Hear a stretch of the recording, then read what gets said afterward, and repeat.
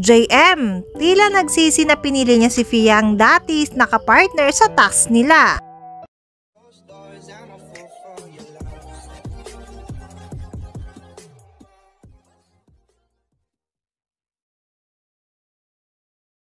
Yung naglagay na nga ng boundaries mga ka-DJ si JM at Fiang, naging mas close naman si Jazz at JM ngayon at tila na itsapwera na itong si Fiang. Sabi nila boundaries lang mga ka-DJ pero ngayon parang iniiwasan na talaga si Fiang na nakakalungkot lang mga ka-DJ. Matatandaan natin 'di ba sabi nga ni Fiang before na if ever man mga ka-DJ umabot sa puntong tatlo silang nominado ay willing siyang mag-giveaway sa dalawa. It means mga ka-DJ willing siya magpa-evict agad para lang hindi niya makalaban si JM at Binsoy. Tapos ngayon mga ka-DJ, eto ang bubungad sa inyo. Na tila gusto na nga daw niya maulit-ulit yung task nila. At ang pipiliin naman niyang kapartner ay si Jazz para man lang makabawi daw siya.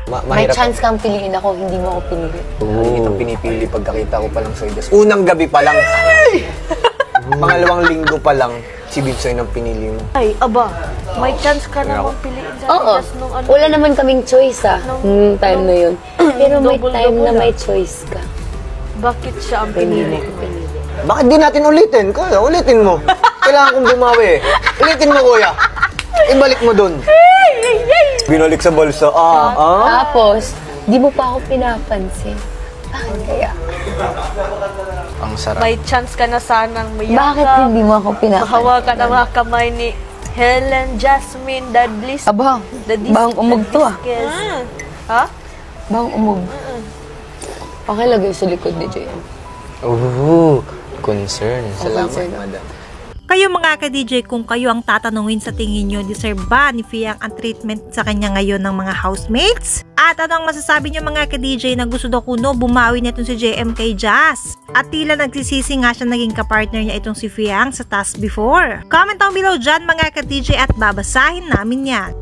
Mga ka-DJ, kailangan na kailangan ng tulong ni Fiang. Ito yung pagkakataon ay ipakita natin kay Fiang na marami nagmamahal at sumusuporta sa kanya.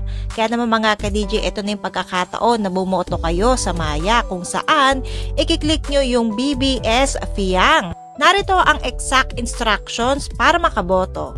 Don't forget to save Fiang! Vote, vote, vote!